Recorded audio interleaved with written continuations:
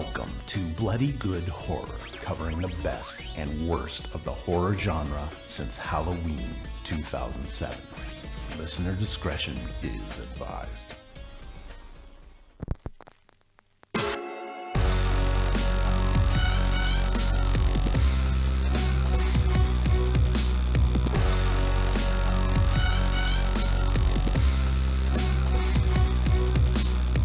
Hello everybody and welcome to another exciting episode of Bloody Good Horror. We gotta start over. I can't. Never mind. My name's Eric. I'm the editor-in-chief at bloodygoodhorror.com. Joining me tonight, first up, he does the website. His name is Mark.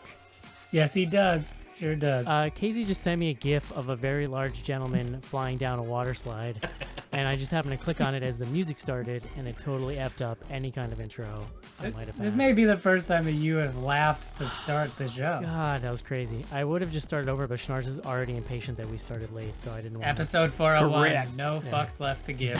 Next up on the show, Further, giver of gifts of fat guys on water slides. His name is Casey. I just want it stated for the record that the large man on the water slide is not me. This is from my home movies. And last up tonight in the show, business manager at bloodygoodhorror.com, coming to you from Manhattan, New York. His name is John. Hello, John Eric. Schnars. John Schnars, sorry. That's true. You refer to me by my full given name. Jonathan P. Schnars III, Esquire. It's T, but you were close. That's good. Since forever, I have said P on this show, and I'm not going to change now. First of all, I didn't even say what we're talking about. We are here tonight to review Shut In. If you had been thinking to yourself recently, like, what's Naomi Watts doing? The answer is acting in Shut In. And we're about to have a lot more thoughts on what she's been doing. We'll get to that in a little bit here. Oy. So it turns out I may have been prescient when I said, hey guys, I don't think we should schedule a show for the day after the election because that could get weird. And I don't know why it was right. weird. No, what are I you was talking about? not weird at all. I'm also pretty sure that last week I said something like, God bless Donald Trump's America at the end of the show. So I was really drunk. I think it's our fault. Yeah, we did it. Sorry. Yeah. I hold actually all of the listeners responsible. Schnars is just I will glad. take no blame. Schnars is just happy they might be bringing Giuliani back. Oh yeah, dude. Come on, Dude, let's not. We should really just not talk about him. As a real. No, I think that talking about Giuliani, it makes sense because he's a vampire. So I think that's horror related. I know Giuliani is the guy who made it so that if you went to a strip club in New York, you couldn't get alcohol. Is that true? Yeah, that was I don't his. think that's. I'm pretty sure you can get alcohol. You cannot I've have- actually never been to a strip You club. cannot have full nudity. You cannot have full nudity and alcohol. You can have alcohol and not full nudity, which is granted is a fine line. But that was all Giuliani's doing. Such a fine line. Really focusing on the important You are stuff. such a student of the strip club game. Focusing on the important stuff as he, You can drink a Midori sour, but you can't have a beer with alcohol content over 5%. a virgin Midori sour. I'd say we'd have to do something to fix John's strip club problem, but there's at least 3 of us with daughters, and it's not going to be fun anymore. So Yeah, no.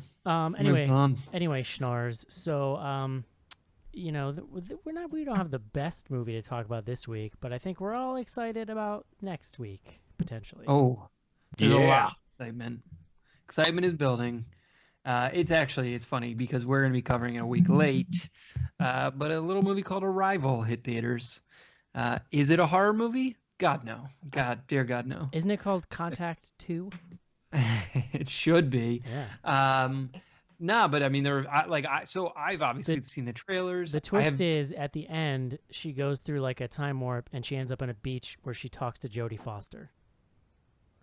Who's the new that David would Morse? be the worst ending for Yeah. a sci-fi movie. No, I mean the reviews have all been pretty solid. The buzz is buzzing. I don't know, whatever the buzz does. So yeah, we've already had a strong request from one Professor John Shelton to join the show. Little known fact: John Shelton is a linguist and works in languages for his actual job. So he's very excited. There's apparently a lot of applied linguistics in the film. And you all This was thought we something- called him Professor John Shelton because we were assholes. Something he actually emailed about. So yeah, no, we're excited. He's going to be back here, and we'll be talking about Arrival. He looks like a professor of linguistics. Do we know when the last show has Shelton been on since the ill-fated? What was that again? The movie? Europa Report. Yeah, the episode that never got released because He's been on one other episode, and I'm pretty sure we spent the whole episode talking about how it was his fault that episode was so terrible. Like, it's the only episode that we ever recorded, and I think still exists, that we voluntarily decided not to release. The only other episode that's ever happened was Buried with Ryan Reynolds. Yeah. And in that case, I literally like brain farted and like dragged it into my So trash, fucking hilarious. dragged it into So my funny. trash, hit right click, empty bin, and then went, oh crap. I still worked, maintain it's our best episode. If I recall, there was like a 5-minute gap between like when I did that and when I went, I'm gonna edit the show now, and then went, oh. I worked for an insurance company in high school, and one of the bosses of the company closed a Word document, and when it said, "Do you want to save it?" hit no, and then he came panicked over to me and said, "All right, so it asked me to save, and I said no. Can I get it back?" Like, no, you failed the one question you had to answer to keep the file. I mean, to be fair, I to him, imagine he it was didn't something say like that. Really? And you know. Listen, we've done 400 episodes, and I have the raw files for every single one going back, well, almost every single one going back to episode 1. I don't think that's anything to sneeze at, He Mark. means raw. He means raw in the Eddie Murphy sense. They're like so raw. Hold on. There are at least 2 times that I can remember where we had to re-record a show or re-record a majority of a show because there was not a record button pressed at some point. Yeah, that's a couple times at Yeah. least. So what you're saying is, for the last couple of years, you've been spoiled by how on fleek my recording game is. Yeah, that's fair. That's fair. As I'll I- give you that. As I glance up to make sure we're recording. Yeah, record button pressed. Is that little red light flashing? Now I actually, just with the program we have now, it's a lot easier to tell. Anyway, this is all very fascinating for the audience. Joe's out tonight. We were supposed to have Cece. She had a last minute thing come up. Is anybody drinking anything exciting? No. I'm drinking some Four Roses bourbon. Ooh, I'm drinking water out of a Duke Tervis cup. I thought you would appreciate that. So very nice. I've got some delicious Diet Coke in a Wendy's cup. I have my usual beach scene Tervis here for everyone. I have an American flag Tervis because Nice. fucking God bless America. I like my Tervis the best because it's There the you kind go. of thing that like a Florida retiree would have. You I know? mean, it is absurd. Yeah. But it's neither here nor there. I got Hey, one of these kicking around. I've got 2 Tervises on my desk. guys, you know what we need to talk about is the fact that the Patreon shipping department went into full speed ahead mode this weekend. They did. Yeah, you want to talk about that? Ludicrous speed. Ludicrous speed. Would you like yeah. to show them while you're talking? Well, I can lift my No. computer. You can probably, there you go. You might be able to see over my shoulder there. I don't know. Yeah, so I shipped probably about the first 45 Patreon sort of packages. Casey is holding up our exclusive 1-year supporter pennant. Probably have another 80 plus packages to go, so we got some time. Also known as a banner if you're Mark into 3 glasses of bourbon. There you go. Whatever. And Mark, we do need to. We should work on getting the new T-shirt posted on TeePublic for those who are not patrons but might be interested in a T-shirt. There has sure. been some interest out there since I started posting pictures yesterday. Yeah, so look for that. We'll try to get it up this week. Sophie when you was guys hear wearing this. hers at work, which is a bold move. I don't. I can't wear it around the house because my kid asks, "Who's that on your shirt?" And then I have to explain to him what a Candyman is, and he gets upset. So, it's tough. It's Did you tough. say I heard you looking for Candyman, bitch? When he asked. Well, yeah, his explanation starts with, so there's this place called Cabrini Green. Go in the bathroom and shut the lights Yeah. off, and then say Candyman in the mirror. It's it's interesting. Let me explain public housing to you, son. Well, it's funny because this is obvious. Like this is whatever our 4th or 5th shirt now, and like all of them have like something where he asks me what's on it, and then I have to be like, well, that's a zombie that doesn't have a head anymore, and he's a nice zombie. Like well, he's like- not trying to hurt anyone. Like literally, literally like the last thing I want to do is explain to somebody I work with anything about that shirt. But that's why our fans are awesome, because they will willingly walk around in that shirt. See, why we love them. I think I could get away with wearing it to work. I probably will. Yeah. So I'm gonna slip it in on a casual Friday here Yeah. one of these days. It's like that. There There's you that go. the Patton Oswalt bit about how he was like his daughter caught this part of a werewolf movie and was like he was really afraid she was gonna be like completely freaked out and scarred for life. And then when she woke up having a nightmare later, her complaint was that the dog. She was like, the dog had clothes on. But like literally, there's like bloody murder happening on screen, and that didn't phase her. But Colleen, my wife Colleen, caught our daughter Delaney watching one of the Friday the 13th when she was about 3. Oh boy. Because we used to have the Monsters HD, and she's flipping through channels, and my wife would left to go swap out a load of laundry, and then my daughter comes running in. It's like, Mommy, this guy's not very nice. No, he's really not. He's pretty antisocial if you really think about it. Mm-hmm. Yeah, so the shirts are out. Some of the banners, as Mark would say, are out, and yeah, It's going well. It's kind of a banner. It's gonna. I'm just gonna be upfront. It's gonna slow down when we hit the old Thanksgiving season next week, but I'll pick things up, and they'll all be 2 folks before Christmas. I promise. It's traditional for John to fall asleep for a week after Thanksgiving. And we after should working himself. mention we should mention too that anybody at above a certain level on Patreon just automatically gets that stuff shipped. The banners in particular were for people who had been at the highest tier for over a year or something. Well, yeah, you just had to be with us for a year. So, Okay. and anybody at any tier. Great. And the one thing I will say, and this is important, if you don't get one and you're like, where is my thing? You have to fill out the form. I've posted it on Patreon a couple times, so you should have gotten a notice. Like, there's basically there's a Google form. Yeah, interesting side note. Hear that? Eric never responded to the form and therefore has not had a shirt shipped to him yet. I filled out some type of form by replying to an email with the size medium today, I believe. So. Yeah, exactly. Yeah. So yeah, but it's part of this. Please do fill out the form. And it's part of this ongoing idea of trying to reward the patrons who kind of stick with us. You know what I mean? Like give them extra little stuff, and also the T-shirt will then just be available to anybody if you just want to buy it. Yeah, and the pennant, I think it worked out really well. I'm super happy with how it went. And so like I was thinking even like this time next year we'll do another sort of like annual gift for folks who are with us for the last year basically. So even if you missed out on the pennant, like if you're down to stick with Bloody Good Horror for the next it's actually year 10, the ride to year 10. A little We'll have teaser. something special. A little teaser. It will be a nude portrait of Mark that Joe painted. Just throwing that out there. I think we might want to think about that. Should probably start working out more. Hey Mark, before we get into the review here, anything going on at bloodygoodhorror.com we should know about? Oh my God! Well, we're back to our new reviews every day, and Sophie has also been reviewing Ash versus Evil Dead. But we just had a review of Shin Godzilla, Ooh. the new Godzilla joint.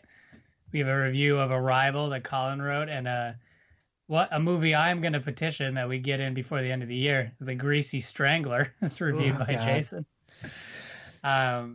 We've gotten requests for that from some listeners. So yeah, I just want to read the first sentence of this review as a teaser.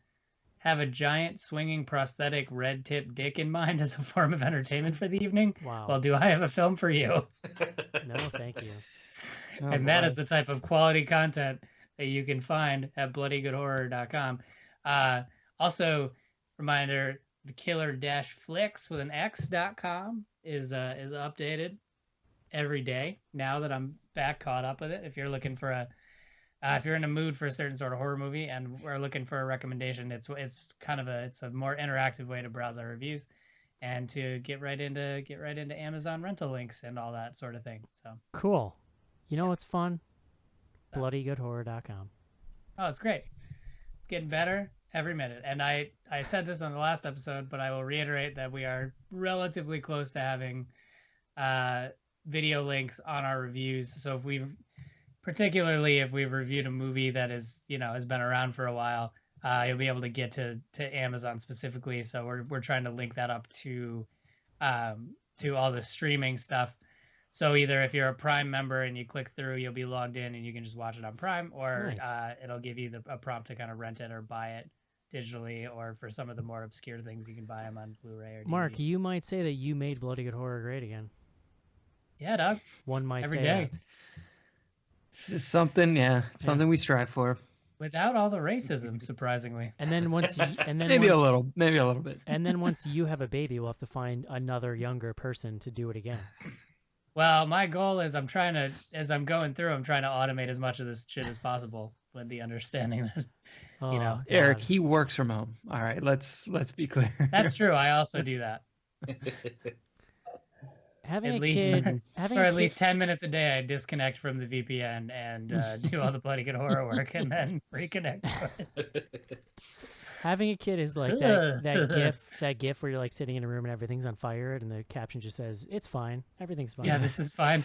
Like everything's I- burning like- down around you, and you're just like, well, it's okay. I am so much enjoying Eric with a child at this point. Like it Wait really. till they start dating. It's a hot Well, mess. Whatever. At least at that point, I'll be getting some sleep, and then I can handle Well, life. it goes in waves, right? So like Eric and I, because your daughter's like the same age as my daughter, and like we're also not having a great time, but we have a 2.5-year-old who kind of like reminds us like, oh, all right, like it gets better and then worse in different ways. So I don't know.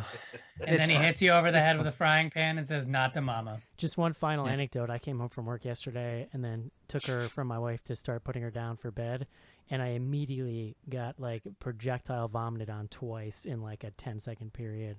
And then they just go, huh? And they just smile at you. And you're Yeah. like, okay. That's gross. See, Wow, I'm just my gonna daughter sit here and can't- smile at you, at the both of you too, because I wanted to let you know, even you schnars, it's only just getting started. Well, You got lots of fun ahead of you. Yeah. we got the Mark. I did catch up on that dinosaur joke, so good work there. That was nice. Thanks. All right, guys. Thanks. It takes a second. It's a slow one. We can avoid it no longer. It is time to review Shut In. Just try to stay out of my way. Just try. I'll get you, my pretty, and your little dog, too. Hi, this is Jeffrey Combs, and you're listening to Bloody Good Horror.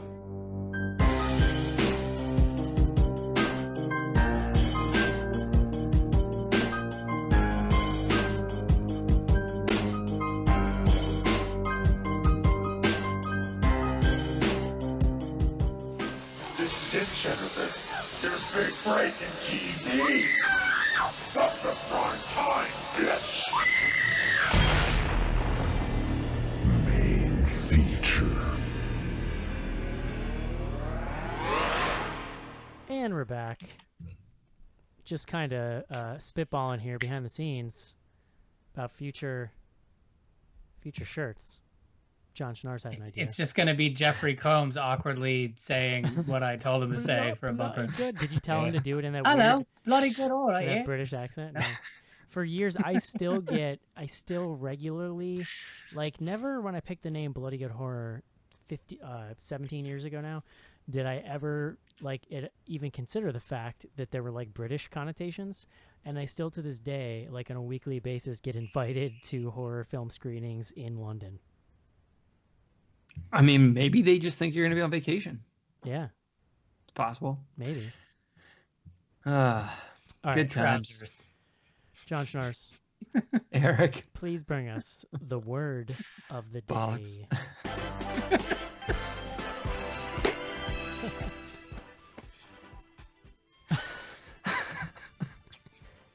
Today's word. Oh, fuck.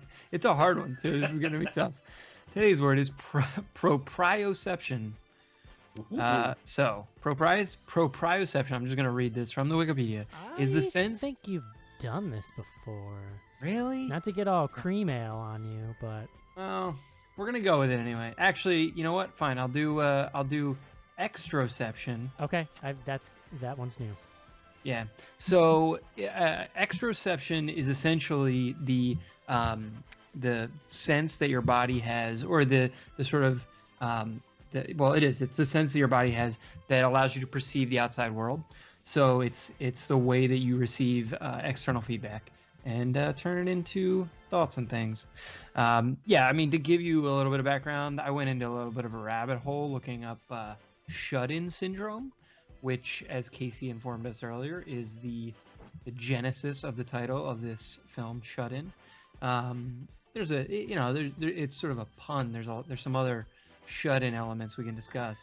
But yes, shut-in syndrome is essentially when someone becomes either a paraplegic or has some type of accident that sort of prevents them from moving or really interacting, but they are actually conscious. So the most sort of famous is the diving bell and the butterfly. Is that what it's called? Or is it butterfly and the diving bell? I don't know. But there was a movie about that a couple years back. There's been some famous depictions in culture and media. This is not one of those famous depictions, but it does depict shut-in syndrome. Very nice, John. I'll accept it. We should note that Joe has been vindicated in Cream Gate. Oh, Yes. I assumed we were going to bring that up at We'll talk about it BGH. later. We'll Yeah. talk about it later. But just Okay. in case Joe was at home listening, waiting for us to say it, he probably expected us to open the show with it as breaking news. Da-da-da-da-da-da-da-da. Yeah. Joe yeah. vindicated. Still drunk. Kills me either way, but Yeah. here we are. Hey, John. Eric. Do you think Naomi Watts is okay? Oh, I was waiting for that. I to come mean, up. sorry. What I actually meant was, why don't you tell me who is in is this she movie safe? You mean? and Like, is what, she safe? what it's about? Yeah, shut does she in. like owe someone some money or something? I mean, she's trying to work. She's got movies in theaters. That's more than you can say for a lot of folks these days. But yeah, so Shut In is a movie directed by Farron Blackburn, who has previously directed Hammer of the Gods, which I think, I don't know, we certainly didn't see it, but it came out maybe 2 or 3 years back. He's a British director, screenwriter. And yeah, this is this is a second feature. It's from a screenplay by Christina Hodson. And it is a movie, and it stars Naomi Watts. And she is a psychiatrist. We sort of open with her saying goodbye to her son. Her son is maybe like 17, 18, played by the actor from Stranger Things. Dude from Stranger Things. Yeah, Charlie Heaton. Awkward believe this is his guy who takes photos. Yes. So he's actually British. Interesting. Winona Ryder's son. Is it? Well, And not in real life. you dummy. I was like, what? John, you do, yeah. John, you do understand that actors are not related to each other They're in not- movies. oh, right? damn it. I was wondering how he was related to her and Naomi Watts at the same time. That was interesting. But yeah, so Naomi Watts plays the mother of Charlie Heaton. She's sending him away, and so he drives away with his dad.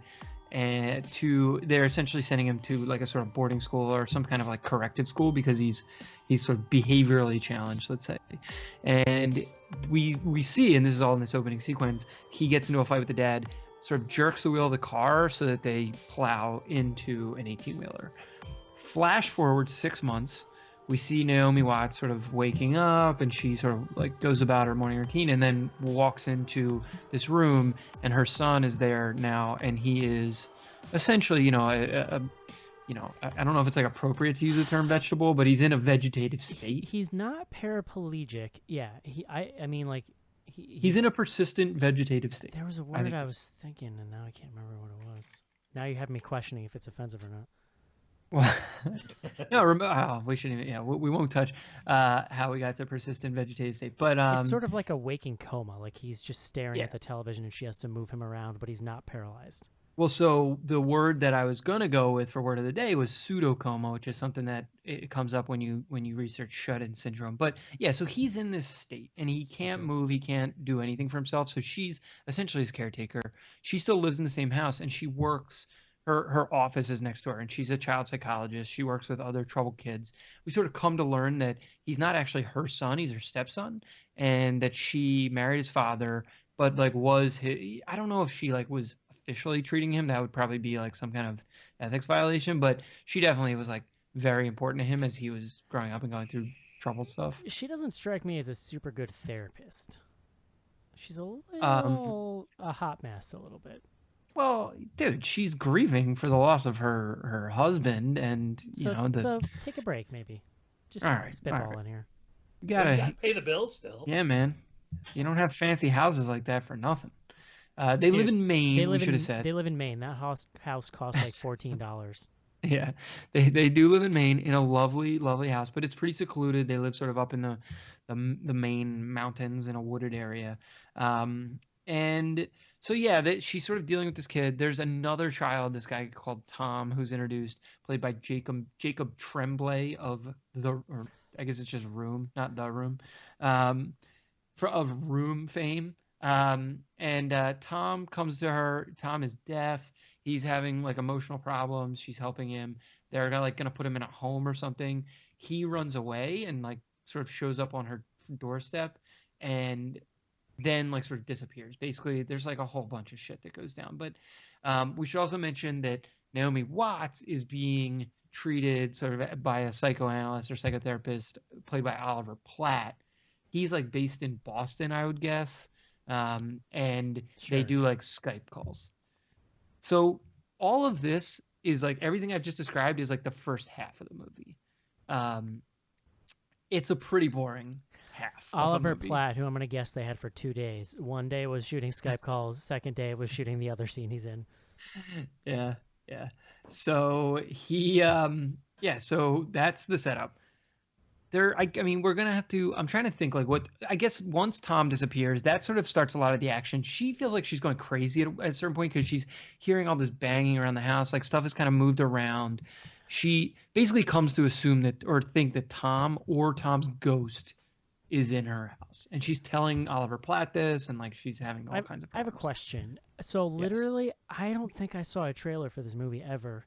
I always say this. I have never gone into a movie for BGH as blind as I went into this movie. Did the trailers like show the twist that we get about 30 minutes in, 40 minutes in? Wait, which twist? The twist. No, I don't think so. That happens like an hour in. So I mean, it's a weird movie. It's I wonder what the That is one trailer. way to describe They it.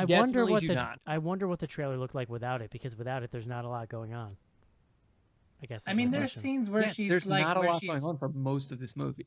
there's scenes where she's dreaming, or there's like weird shit that's happening that she doesn't know what's going on. So the trailer was mostly that. Oh, dude, we should spend some time talking about the best raccoon-based jump scare that has been deployed in a movie. Did you guys enjoy that one? Yeah. Yeah. Let's get base thoughts, and then I want to jump right into spoiling because it's like the only way that I can really frame my thoughts about this movie. Mark, what do you think? Yeah. By the way, I would like to give Mark a special commendation medal for tonight because he has no idea what I'm about to say right now.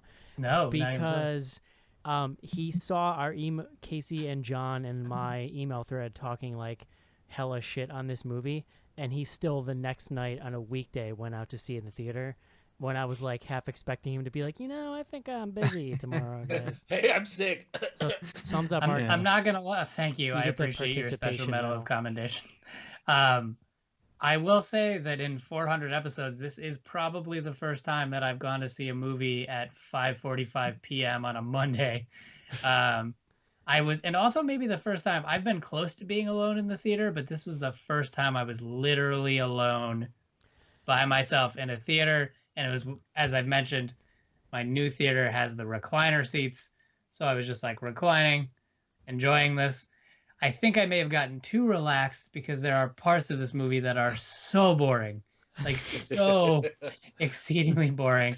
I will say that I overall, I don't think that the movie was terrible. I think that it was decently tense. It gets a little hacky and ridiculous towards the end. A little. Yeah, it gets a little. But one of the things that I think is kind of fascinating about this is I can't think of a movie that more strongly like latches itself to The Shining than this movie does. There's a lot of very specific callbacks. I think someone in the email chain said like it was basically like if someone tried to make remake The Shining as a Lifetime movie, and I think that might actually be the most accurate. I think Naomi Watts despite what John thinks about her, I'm gonna perpetuate this movie because I think I think that she does the best she can in this kind of situation. Schnars and I had words about Naomi Watts today. Casey also was Yeah. hot on like, the Naomi Watts defense. There's a period of time where you don't fully know what's going on, and that's sort of the most compelling part of this movie. And then when the twist hits, you're like, oh, okay. And then it just kind of slowly careens off the rails from there. I didn't think it was horrible, but I also just don't think that it's terribly compelling either. Yeah. Casey. So now, once I got in there and saw this movie, I do recall seeing one trailer. Not that it made any difference. The trailer didn't leave any impressions on me. And this movie, I had problems with this movie because, as Mark said, there's parts of this movie that are very dull and very slow.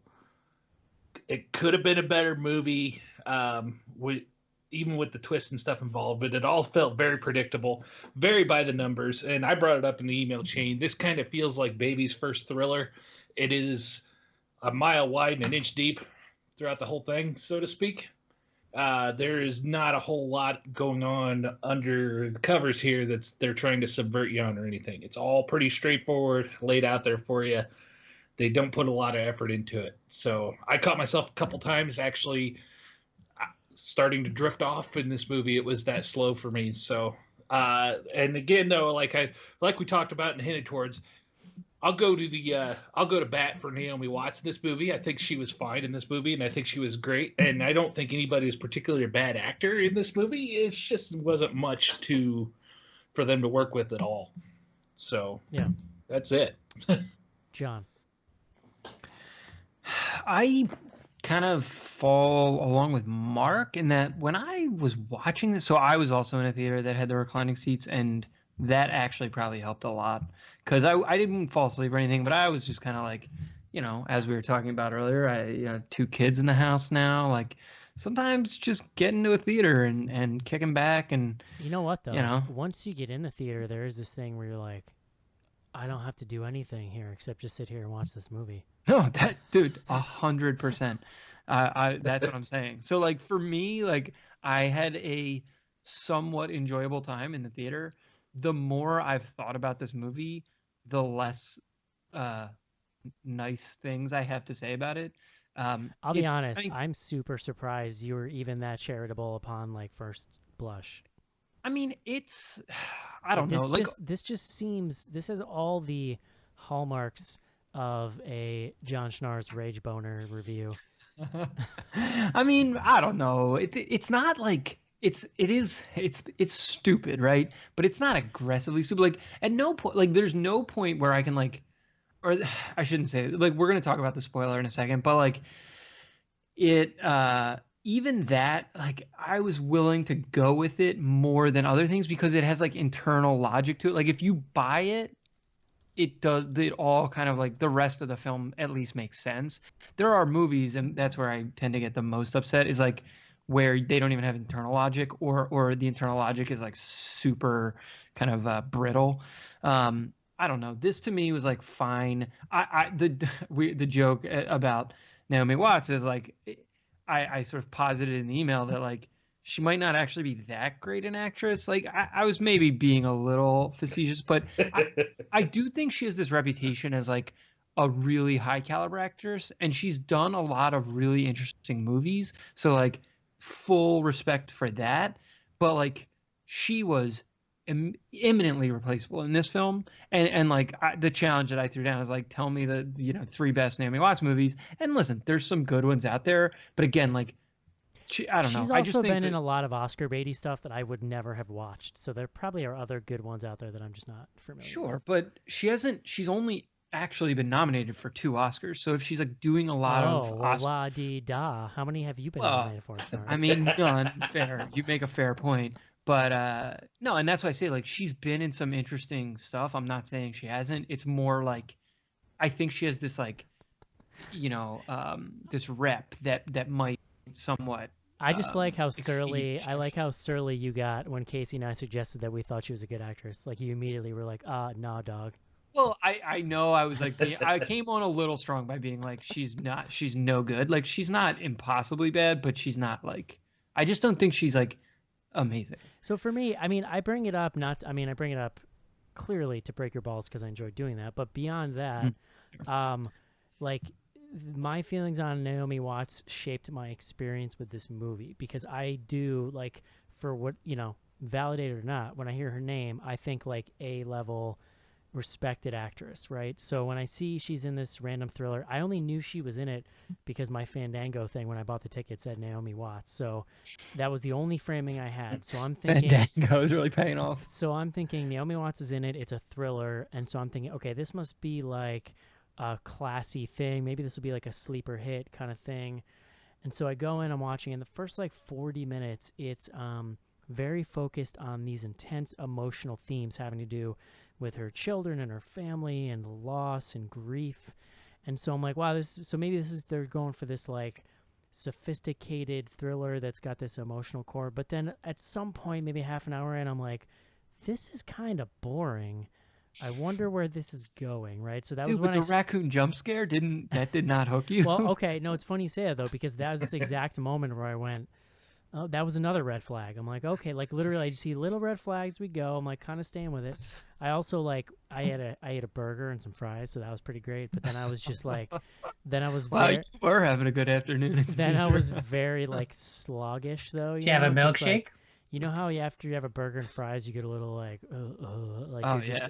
So my focus was going a little bit. So that was the raccoon was red flag number 2. And then this twist happens about 50 minutes in, which we'll get to in a second here. And I was done. I threw my hands up. I'm like, this movie's fucking nonsense. That is like Lifetime level of absurd plot bullshit. And then I think it can't be understated how much Oliver Platt is like phoning it in here. Like he does not give a F about what he's doing. He's Skyping it in. Yeah, like for all I know, he just Skyped in from his apartment in New York City. Yeah, they were literally like, yo, you gotta be in this. You don't even have to change your clothes. He's like, terrible, and it's not all his fault. The character is just so badly drawn. Like his motivations are really unclear. And you don't really know what his personality is like. Here's another idea for you. Oliver Platt, not that great an actor. Like, just throwing it out there for you. Sure. I could be okay with that one. So the other thing is that it never really goes there, right? Like it for a movie that could have had a lot of really weird, creepy, messed up implications. Like there's clearly room here for like some, sexual subtext between him and Naomi Watts because he's like her stepson. And she raised him from a young age, but there's, we can kind of get to it, I guess, in a second. But they never go there, with the exception of this one scene with the bathtub, which I guess we'll talk about here. Why don't we just do it? Because I need to finish I was going to this say, because thought. you're going to keep going and spoil it. So what we find out, this is spoiler alert, what we find out while on a Skype call with Oliver Platt, which is like 3/4 of the movie, all of these things that have been happening, you know what? I'm too tired. I can't even. Does somebody else want to do this? Mark, John. Mark. All right, so yeah, I'll try. I'll do my best to not get butcher through it. without. We haven't really even talked about anything that like happens in the movie outside of John's synopsis, but just for the sake of clearing the air here, if you haven't seen this movie, plug your ears because I'm gonna explain the major twist. So a good portion of this movie is her taking care of her son. Who we are led to believe is in a, we'd said we weren't sure if we were going to say vegetative, but he's in a somewhat low functioning state and she takes care of his every need. And throughout the movie, Naomi Watts is experiencing these sort of episodes at night, which could seem like if you were watching a typical supernatural movie, there's kind of jump scares, there's doors opening and closing, there's people grabbing her face, there's like all sorts of kind of weird shit going on. And there's a period of time where she believes that it's the younger kid who she was helping out. Well, it's important to state because he showed up to her for help and then took off, and then he disappeared for like a week. Was a missing child. Correct. Yeah, I mean, most of the first 2 acts is her obsessing over what happened to this kid that disappeared. To this younger kid, right? And so she kind of is in a state of believing that maybe he has died and that he's haunting her. Like she just doesn't know how to deal with all this. And so, she's kind of going through investigating the stuff. And she gets a drug test. Well, actually, no, sorry. She gets her blood tested. She's been very tired. She's been having sleeping issues. He wants to give her sleeping pills. Right. And he wants to give her sleeping pills. And so she gets her blood tested. She gets on a Skype call with him, and he's very upset. And he said, "Well, I wish you had told me that you've been taking these drugs all along, whatever these Benzos. Okay, she's been popping benzos, and Benzies. she's like, "What the hell are you talking about? I gotta go figure something out." And she walks away, and Doesn't hang up her Skype call. no, leaves her Skype call open. And this is when we see an adult-sized shadow moving through the house. The doctor sees it, freaks the hell out. Well, he sees that the chair is empty because she always parks her Right. son in front of the TV like all day. You know who Right. it is because you see his wheelchair is empty, so you know it's the son that we have been led to believe is in a vegetative state the whole movie. And he's like Michael Myers walking through the house. right. It's more and like so, Jason I think he's Voorhees. walking just like a regular person. No, it's a actually, but- fast walk, and there's a loud jump scare noise when he cuts into frame. So I'm gonna yada yada yada here. He manages, now that we know the son was no longer in his chair, manages to basically knock her out, string her up naked in the bathtub, and then go through this 10-minute explanation of this long con he's been running, where basically once after this accident, It really is a long con. That's really funny. it's the definition. Mark, you're of a making long me con. feel like I'm watching the movie again, and it's not good. Well, so he runs through the explanation of what happened, which was that after the accident, when he discovered that she was going to like take care of his every whim, he kind of just submitted to it because he was upset about being sent away. And as Eric mentioned, he kind of get the feeling that he sort of has a thing for her and that they have like a very strange relationship. So he's been faking it this whole time to kind of create this dependent relationship. And then when this little kid shows up and she shows concern for the little kid, he's done what he can to eliminate him, which actually just meant stuffing him in a vent in the house, basically. So Well, the kid hid, I think. I think the kid hid in the vent, and then he Well, couldn't get him out. and then he It's a couldn't get crawl out. space. So, first of all, that poor dude, the poor little guy, has been in 2 movies, and both of them are about him being trapped in enclosed spaces. So, I was saying I hope he has a big backyard at home because he's having a tough. Aw, acting little career. guy. But I mean, we can sort And of The rest of the movie is then like a home invasion. It movie. is so dumb. Well, so here's my question I would ask you guys. It's dumb. Is it possible that in a better, this is a loaded question, but in a better movie, No. is there a version of that twist that's better? Nope. Hold on. I threw this out over email, and I haven't thought that much more about it, but the point that I made is that the movie is just ridiculously imbalanced because that plot twist, and Eric was saying, oh, it's like halfway. It's not halfway. It's literally the beginning of Act 3. So you essentially have the first 2 acts of this film where essentially nothing is happening. Act 1 is like all set up, and then Act 2 is like the mom thinking she's going crazy and trying to find the little kid. It's and like kind of doing all similar this to shit. The Boy in structure in a weird way, where like we spend the whole movie not sure if she's crazy or not. Yeah. And then we get this like, Brahms? but see, I actually felt like the twist happened so early that I wasn't No, even it's- sure that it was it's the real super late. twist. Well, like Because- Eric talking about them not fleshing the stuff out, that's kind of where I kept pulling the idea that this, this movie's like an inch deep. It's so there's no meat to it because there was a lot of stuff. Like John said, in the first 2 acts, we spend the whole thing setting up, and then when the twist happens, it's out of nowhere. There's really only one moment in that movie that leads us to believe that there's more going on under the hood with her stepson than him just being in a bad state in bed. Because there's one moment just before the big twist where she's doing something, putting him to bed, and he reaches out and grabs her hand. So do usually a movie like this, if you want to make that effective, they got to give you some kind of breadcrumbs along the way too, like let you say, hey, there's something weird going on here, and there's none of that here. And then you get the other aspect where they take the little kid that shows up, where they say he's deaf, he's troubled. He shows up at her house in the middle of the night, and that's the only really weird thing that happens, and he kind of disappears. So there's not a lot of meat there. They could have built up a lot more around Well, him. they do it, but they do it in like her dream sequences. Like there's this Yeah. sequence where he like grabs her face, and you're like, "What the fuck?" And it turns out that like really happened or probably did, but she was being drugged, and so that's why it's like presented as a dream in the film.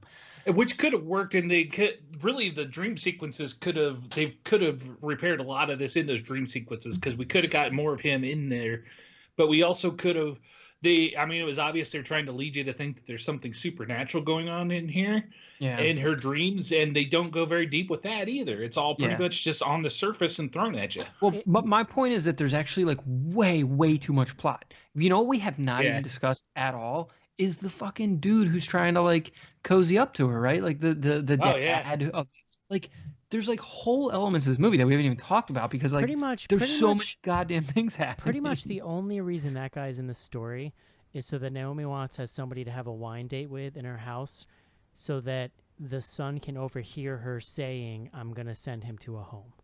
Yeah. Yes. That's his only function. In the I script. sorry, I left out a part of the twist where he's the reason that she's got drugs in her system is because her son has been drugging her at night so he can skip about the house. Yeah. No, but the funny thing to me is during that sequence where he's explaining why he had to do it now, he's saying because she was gonna like replace him with Tom, the runaway kid.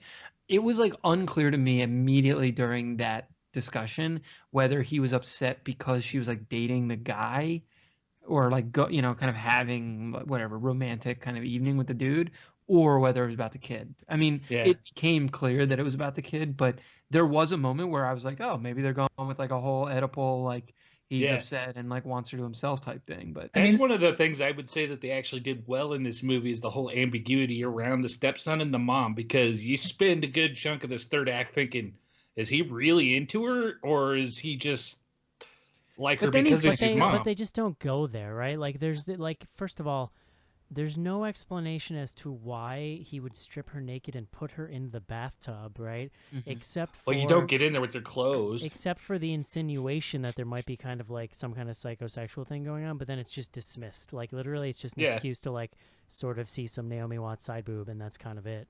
Oh, you get full-on Naomi Watts nudity in this movie, which is the weirdest part of this movie to me. I should mention, while vomiting. Yeah, well, exactly. But it's still, so it's rated PG-13. This was the most nudity we've seen in a PG-13 movie that I can remember. That's a good point, yeah. So, I don't know. So weird. It just that part to me was the weirdest part of the movie. For a movie that's supposedly a thriller, it never really goes there in any kind of thrilling way. And like a lot of the third act is literally spent... Like we talk about The Shining, so like the kid is stalking around the house with an axe, like he's Jack Nicholson. Like I literally think he's doing a Jack Nicholson impression. He axes down a door. And it's in the winter. It's the winter. He axes down a door at one point, and John was saying like you're just waiting for him to stick his head through the door and say something stupid. Naomi Watts walks outside and then retraces her footsteps through the snow like Danny at one point. Like that is such an iconic like Shining thing, and it's like. Why do that in a movie that is this mediocre? All you're doing is drawing attention to the fact that it's not good. By making me think of something that is good. So my point, I think I can't remember if Mark or Casey, somebody asked, how would you make this? Like, what could have made this a somewhat more tolerable movie? And like to me, you basically make the third act plot twist like end of act one.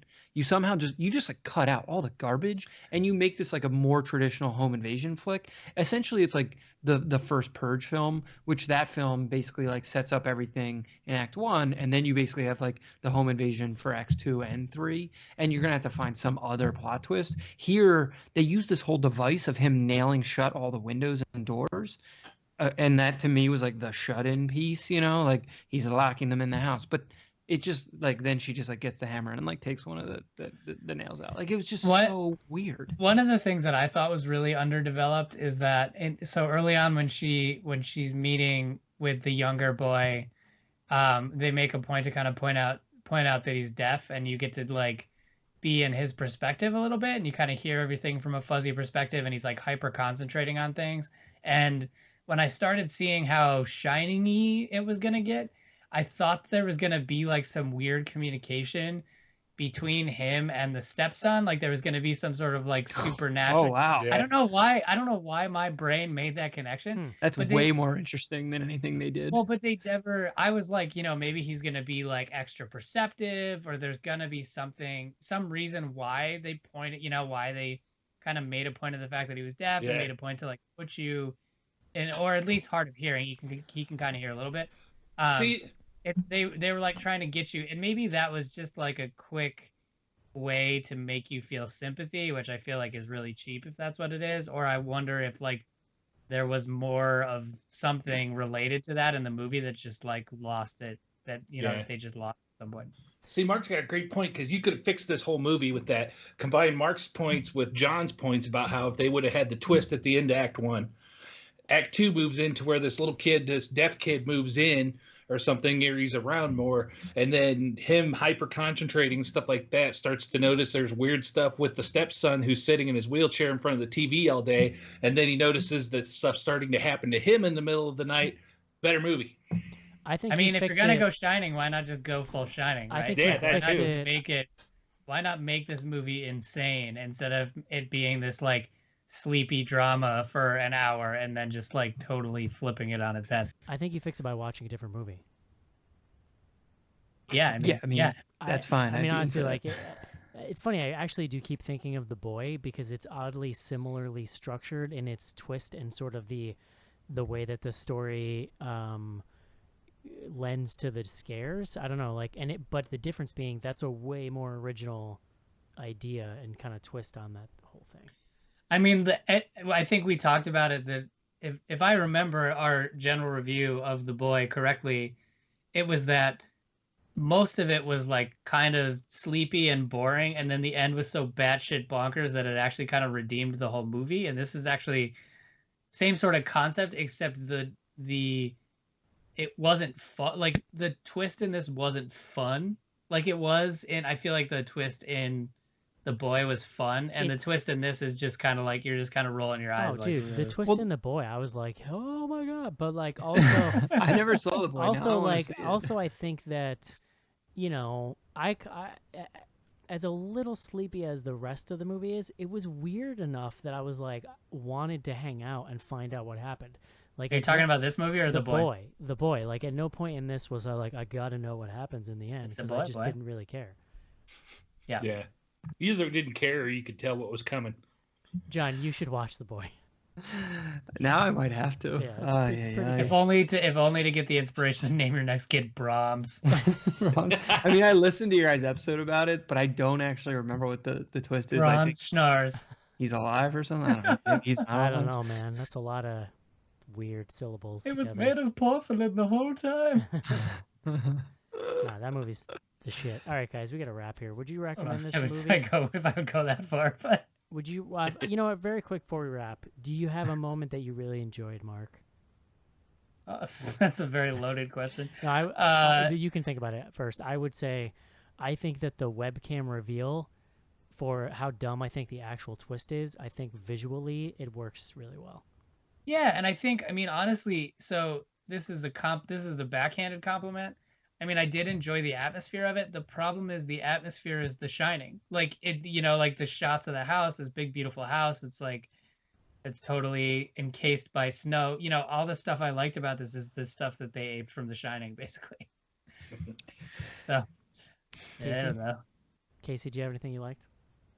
I kind of liked like I said before, I like the weird ambiguity once the twist was revealed, what that kid's motivations were, because there was a stretch there, maybe it was only 5-10 minutes, that you didn't know if he had some kind of weird sexual thing for a stepmom or if he just really liked her as a mom, and then that ambiguity there was a nice touch.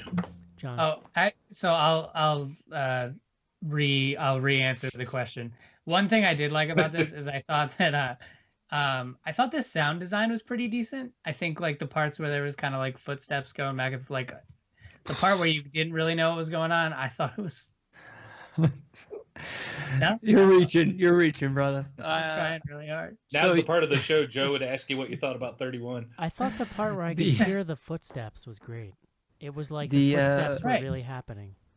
When the raccoon jumped out, he made his raccoon noise. I fucking love that raccoon noise. I can't do it. It's like a little, like, No, that was you're right. You can't do that. That was not a raccoon.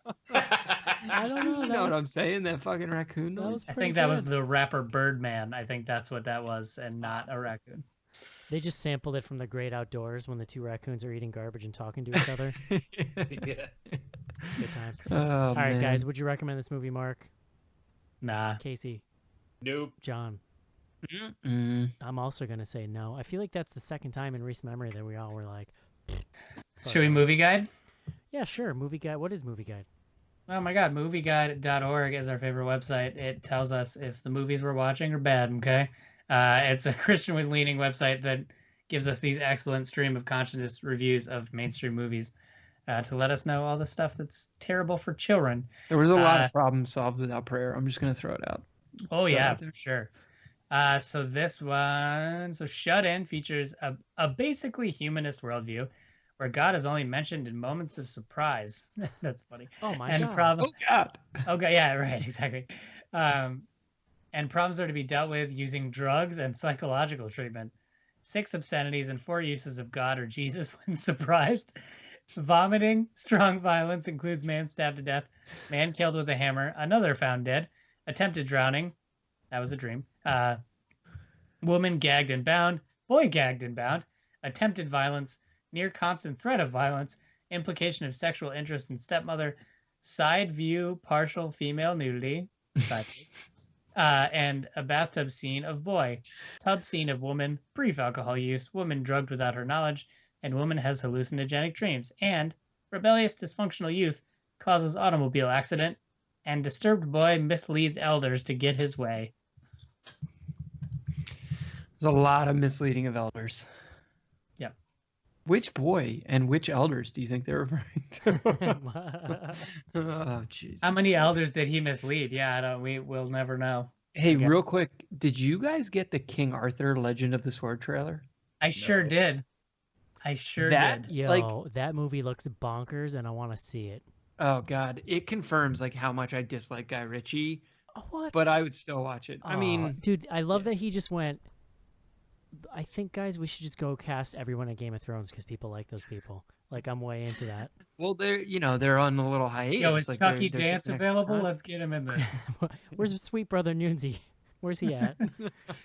I don't know, man. I'm like, I kind of like it, they don't always work. In fact, I would say they most of the time don't work. But I really like when people do The part where he pulls the sword out of the stone. I like when people do period stuff like that, but try to give it an interesting modern, like stylistic spin to it. I mean, I was gonna say he invented that, but it's the Sherlock Holmes thing. Like he's had some success with it. I never saw those Sherlock Holmes films, so maybe they're the more action watchable. in that movie looks awesome. And so trailer talk here.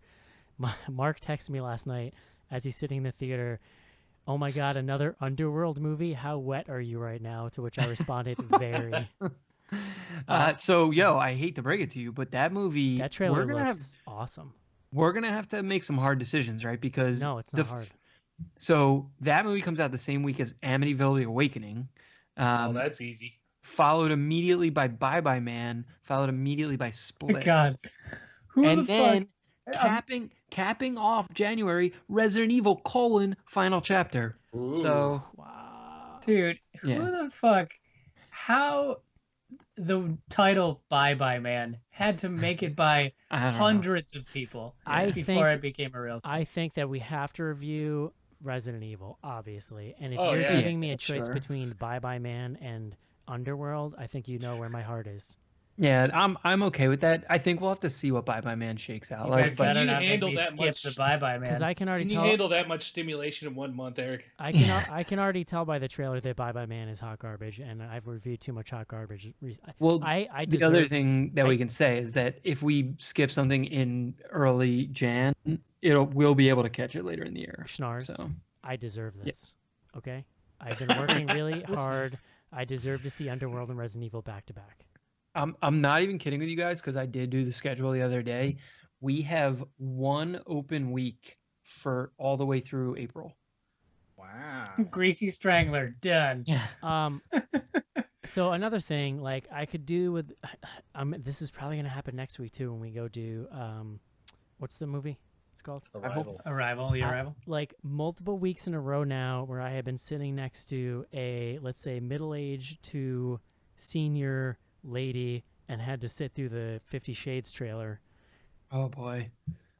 Like, so okay, I love got you looking so crazy similar right to now. Mark, I roll into the theater and No one's there. Like literally no one's there. It's noon on a Sunday. I order food and it's Fandango, so you pick your seats out. So literally 2 minutes before the movie starts, 3 people come in and sit directly next to me in an empty theater because I guess they assume that they have to sit in their assigned seats.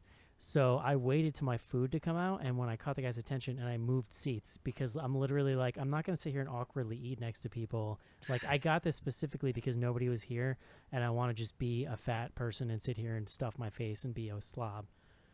And then the 50 Shades trailer came on, and it was, like, just really weird. When that trailer came on, did you, like, close your eyes and moan while you were eating your burger? Oh. But they're literally making This that time, movie no look like a punishments. thriller.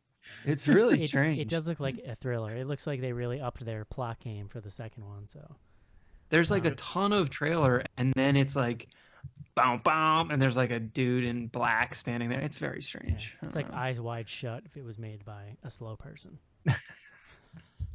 Speaking of which, Mark, can you kick Eric some of those picks from earlier? When we went to look for shut-in picks, Eyes Wide Shut picks also came up. So all right, we got A lot more Eyes Wide Shut picks on the internet than shut-in picks, as it turns out. We got to wrap here. Every thumb down for Shut In. Let's take a quick break and do some fan mail. They come from another time. A machine wrapped in flesh. A soldier from a distant war. Both after a woman who holds the key to the future. One wants to kill her. The other must protect her. I'm here to help you. You've been targeted for termination. The Terminator. Your future is in his hands. The Terminator. Rated R. The #1 movie in the USA is now playing everywhere. Hi, this is Daniel Roebuck from Everything You've Ever Seen on Television, and you're listening to Bloody Good Horror.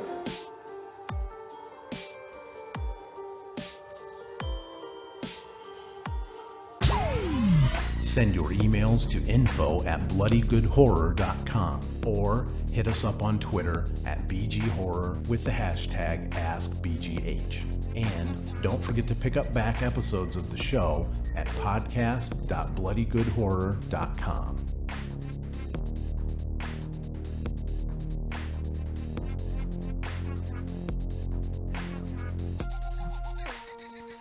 We're back. Oh. I like to mix it up every once in a while, you know. Info@bloodygoodhorror.com is the email address. First up, Ben. I had some time to kill, so for my amusement, I created a John Snares pictorial. Hope you enjoy. Thanks for the great podcast. Proud to be a patron.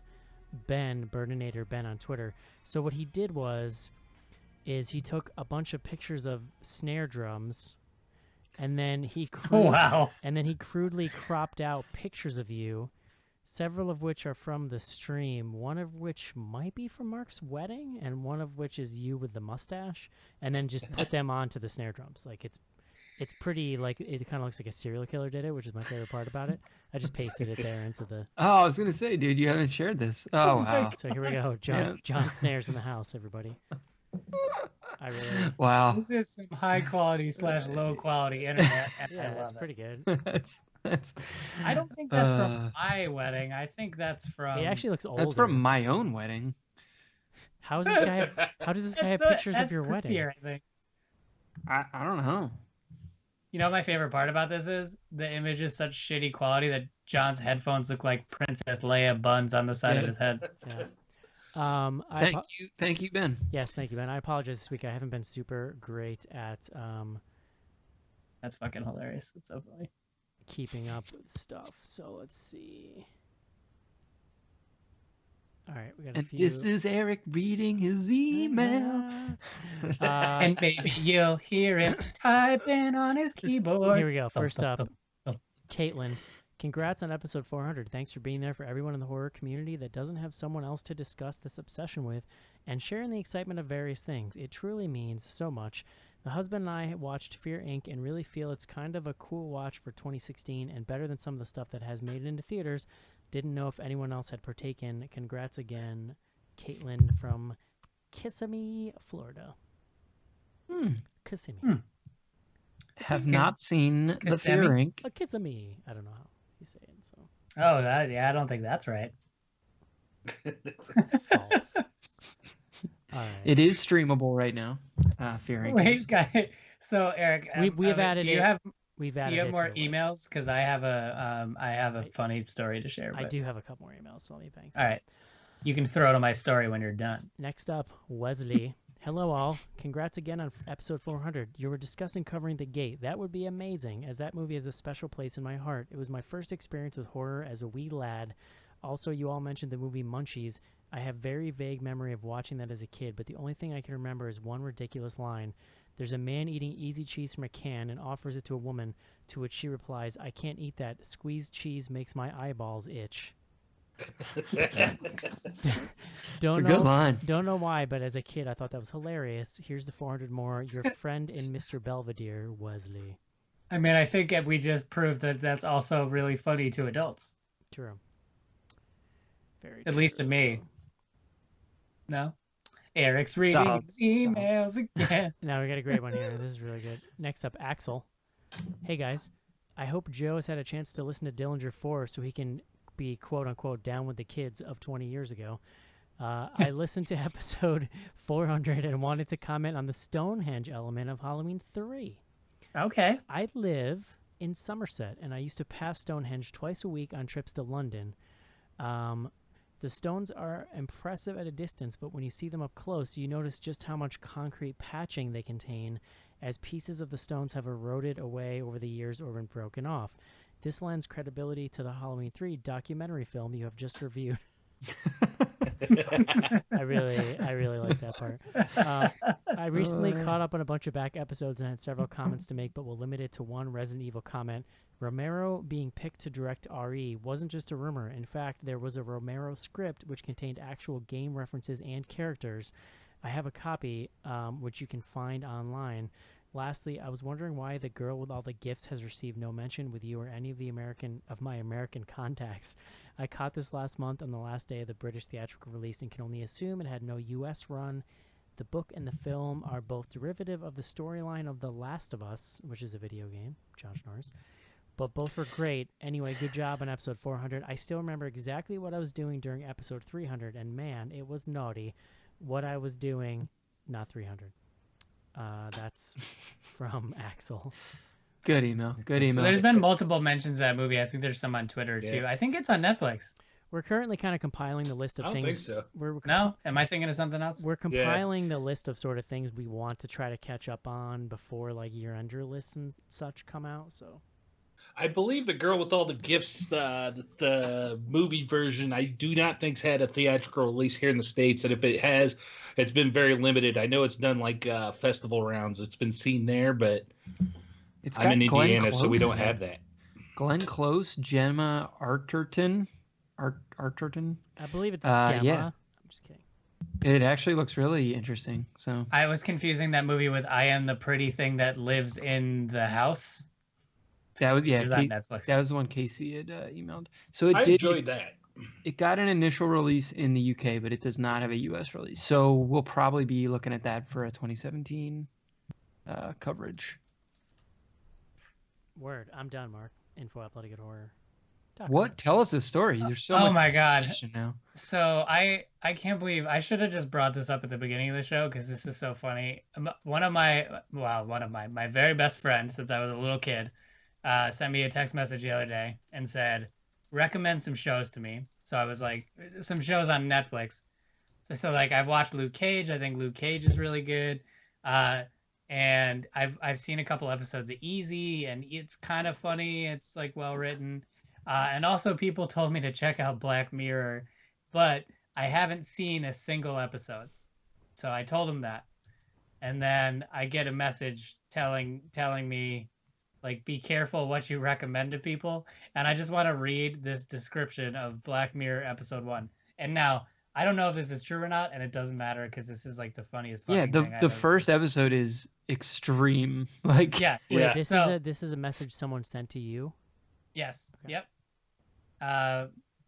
My best friend Dan from growing up. This is his. Dan, okay. This is his reaction. I missed that part. Now I know where we're going. Yeah, this is his reaction to Black Mirror season 1, episode 1.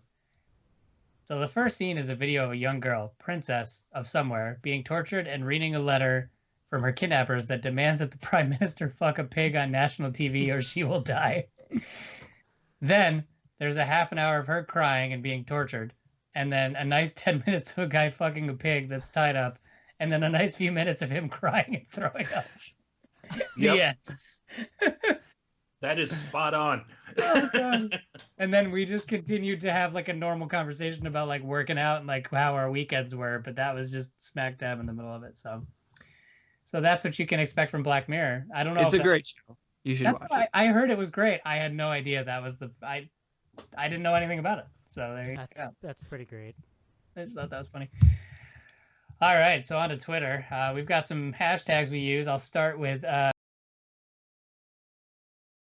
Patreon, or if you're a patron on our Patreon, or if you've downloaded some back episodes and you find a quote that you think would be funny to bring to people's attention, tweet it with the episode number and name if you can fit it, and the hashtag BGH Classics, and we will read it on the show. This first one is from Jotun Thrash 666. Episode 93, Paranormal Activity. Mark does Google searches, includes blood farts and apes suck nipples. So for those of you who have not been around for all that long, Remember the Google report? Yeah. one of the very original one of the original segments on the show was the Google report, where I would pick the 5 most ridiculous Google searches that landed in various places on our site. And it was fun while it lasted. There were some really ridiculous ones. There really was, yeah. Really ridiculous. As evidenced by the suite. And then people started gaming it, and they ruined it. No, I mean, really, like, the other issue, wasn't it, Mark, that, like, the search volume was just so... there was so much of it that it became, like, a lot harder to pick stuff out. Yeah, and I mean, honestly, like, I would always try to find the most inappropriate ones, and they sort of got less funny as time went on. I think once the shock wore off, it just got a little bit tedious, so we just... Well, it wasn't like the jumping the shark moment once somebody actually gave it to where it said, I just searched this so it would show up in the BGH Google That did search. happen. It was, yep, jump the Good shark. times. For sure. All right, next one, Catastrophic, episode 262, Bad Milo, Then Who Was Phone? I did ask someone to find out when the first mention of... So I realize now that it's like an actual meme that somebody just sent us the text of. Mm-hmm. It was a long time ago, though. It doesn't matter. I mean, it was new to us, and it was really funny at the time. Next one is also from Catastrophic, episode 263. You're next. I mean, I'm happy to touch it. Schnarr's discussing the topic of diversity in horror. Very nice. Really Listen, funny. there's nothing I'm not afraid to touch, if you will. Schnars is here to talk about the tough issues. All right, this next one, I'm gonna do my best to make it through. This is from Mike Burns Who. This is from episode 210, Snow White and the Huntsman, classic horror film that we reviewed for the show. I enjoyed that film. Andy, I love sucking intellect. Joe, I wish I was intellect. Yeah, there's a classic Andy Joe moment for you. Oh God, just dripping with homoeroticism. Oh my God. Yep. Last one's from Stout 2114. It's about perseverance and following your dreams. John's interpretation of the message of Human Centipede 2. I stand by that. Oh, is that the one with the jerking off with the sandpaper? Was that the? So we that streamed that live for Spooktacular, and I remember because my mother-in-law watched some of it, but she wasn't watching the movie. She was just watching us describe what was happening in the movie, which I feel like was almost worse at some point. Oh, it's definitely. She thought worse. it was. Oh my God! I remember there was so much mouth covering and gagging and like that was a real show. She thought it was hilarious, so I guess it was fine. It was something. I still couldn't believe Schnars saw it before the rest of us. Yeah, I saw it at like a critic screening. I sent Joe and John to a screening together, and like one of them almost vomited or something. Yeah, it was pretty rough. We actually might have seen the original together at a screening. Maybe you're right. Yeah. So there you go. Times. Okay. Let's see. So we're also on tour with the hashtag AskBGH. If you have a question for us, tweet us with AskBGH and we'll read it on the show. This first one is from Tam Honks. aka Maniac Cop 3. Okay. Are you going to see The Girl with All the Gifts and Train to Busan before year's end? Both would rate high in year-end lists. Yeah, Train so to Busan's it's a Japanese zombie flick, I think. So we are writing all of these down. Yeah, we keep a kind of running list too for when we need stuff. I have heard a lot of good buzz around that Train to Busan too, though. So We really only have 3 open weeks left. We had like sort of penciled some stuff in, but we could revisit that.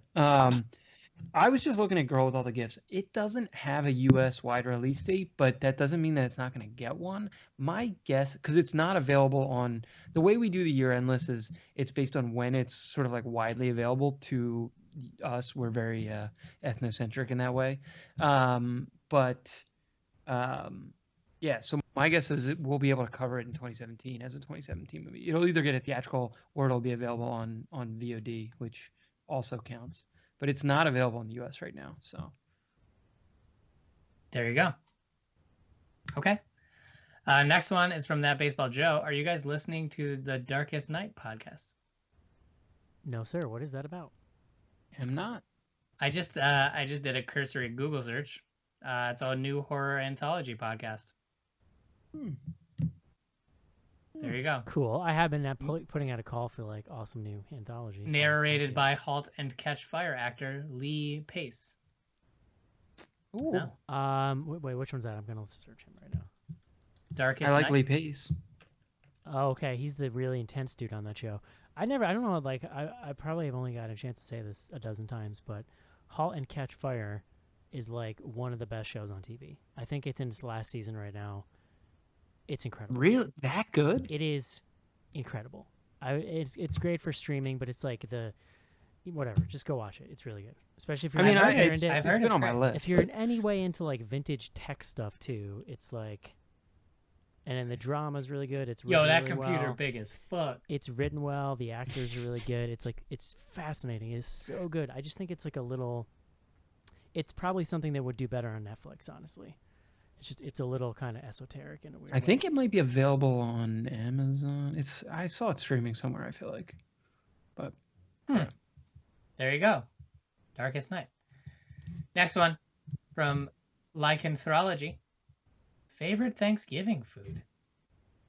Mashed potatoes. Oh, that's a good question. I'm gonna go. If we're not counting dessert, because that's just a different category unto itself. I'm gonna say stuffing or green bean casserole with the onions on top, the crispy onion things. I'll accept stuffing as a. I think I'm a schnorrs. I think it's mashed potatoes, but they got to be good. Mine is corn. I call it corn casserole. I think I've heard it called corn pudding. Yeah. Gross. Oh. We always have that. It's solid. I get down with that's big in my family. My mom usually has to make 2 batches of it, one for me and one for my brother-in-law, so we don't fight. I'll get down with some sweet potatoes with some marshmallows on top. We go white trash in our family. No, I'm straight regular mashed potatoes. Shitloads of butter. There's not a goddamn thing that's trashy about putting marshmallows on anything, Eric. It's a little white trashy, but it's okay. It's good. Okay, great. We were more ready to answer that question than I think any other question we get. Next one, Clark Welty. Missed episode 400, but want to congratulate you all. That bingo board sums up why BGH will always be my favorite podcast. Yeah, it was pretty funny. Thank you. And that wasn't even us doing that. No. Just a legend. One of our delightful listeners. Just a legend. Okay. Next one. Danny JPEG. Do you have any films that you've been harsh on and you feel looking back on it you may have been too harsh?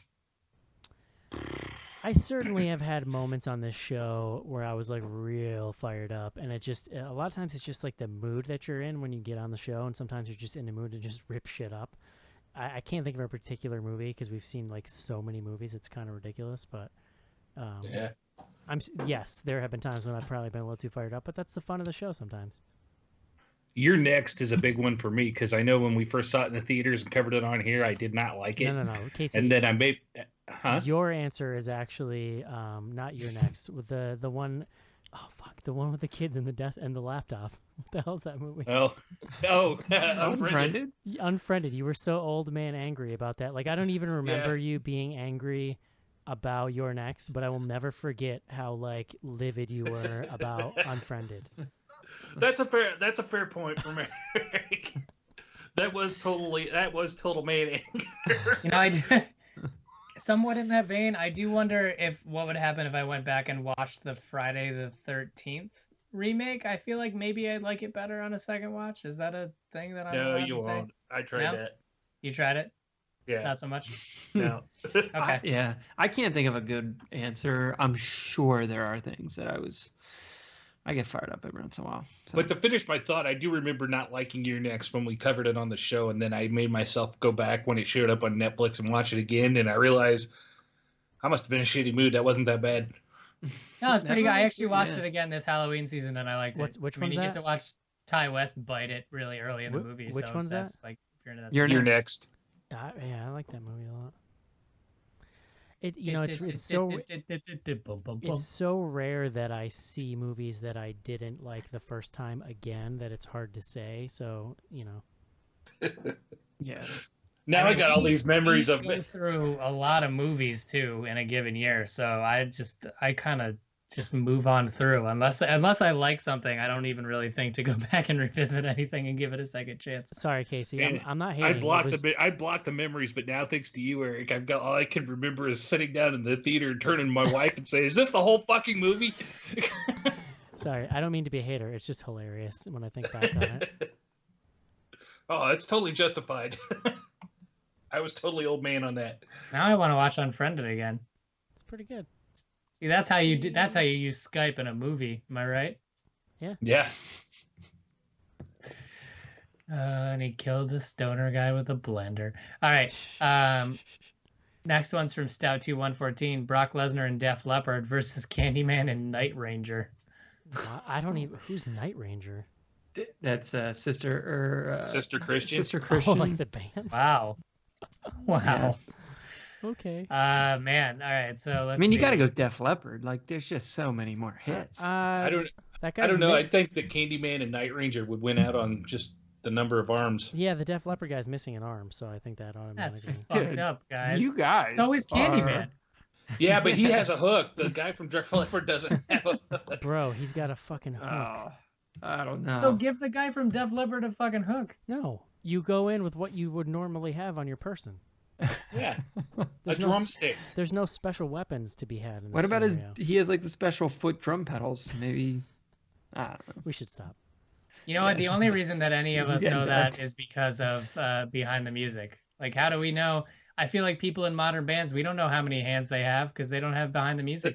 So this is like a random aside. I remember very distinctly in elementary school music class them showing us a video that was like, I don't know, it might have been like a segment from a news thing, but it was about the Def Leppard drummer, about how he was drumming with one arm. And like, so I like remember, that's like how I knew that. And it's probably from when I was in like third grade. It was one of those just like, you know, quote unquote music class type things. But yeah.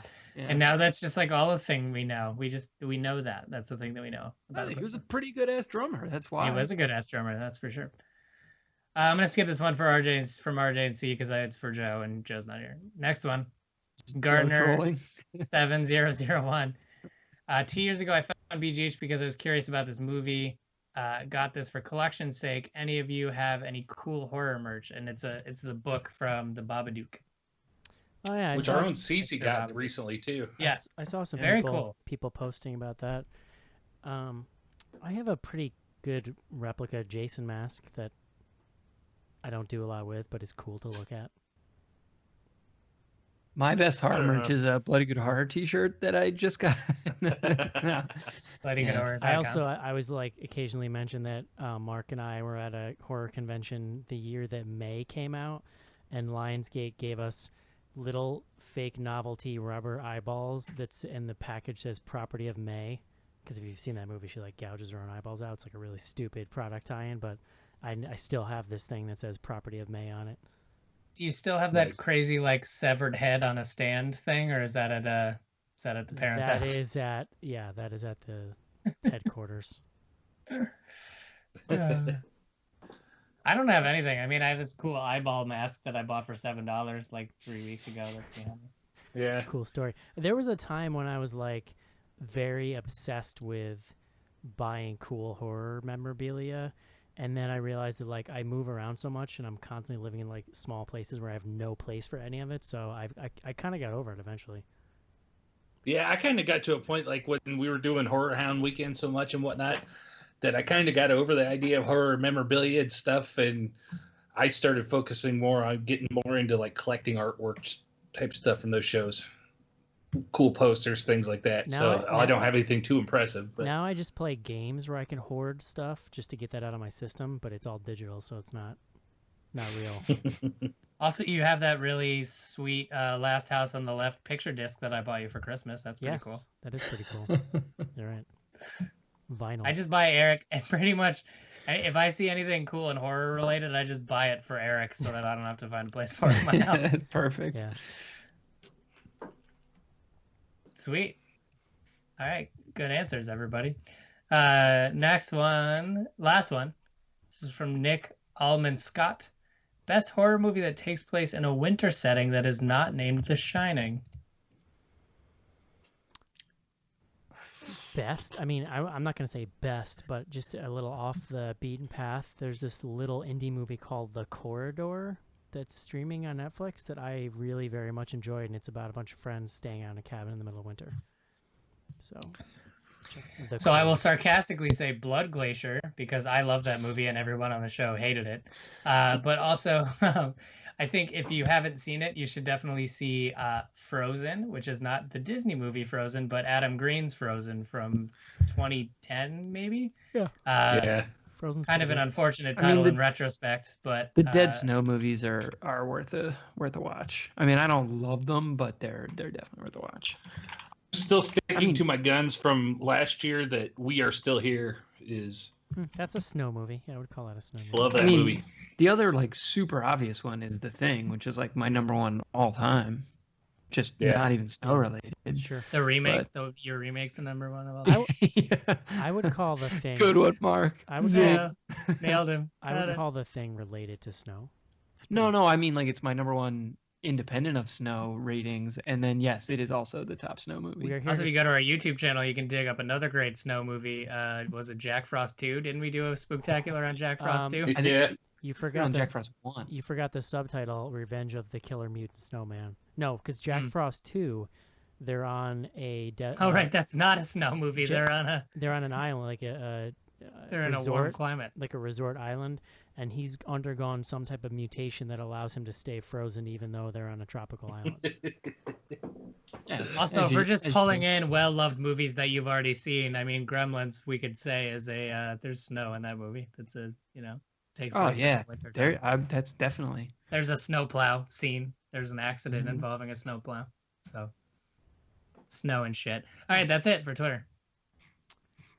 That's delightful, Mark. Thank you. Yeah, no problem. At BG Horror on Twitter. The hashtags, of course, Ask BGH and BGH Classics. Next week, we are waiting for The Arrival. I hear it's good. I like that Amy Adams. She seems like a delightful person. Can we convince Joe to watch the Charlie Sheen one from the 90s? Pretty easily. I didn't know there was another movie called The Arrival. Oh yeah. Yeah, they man. had the backward knees. Unawares. That was on HBO on like fucking every other day. It's an alien movie? Yeah. It's also about aliens? I mean, if it's a movie called The Arrival, it's kind of has to be about aliens. I don't know. I think there was even like 2 or 3 of them. Could be about like... I think I might just watch The Faculty just because. Sure. What do we want to talk about? So we're doing The Arrival. Mark, what's going on at BGH? New reviews every day. And then hopefully by the time we do the show next week, we will have the new t-shirt up on TeePublic. And I'm saying that out loud, so I hold myself to it. Cool. And if you're a patron at the top tiers and you have not filled out your info for Schnorrs to get you your shirt, check out your patron feed.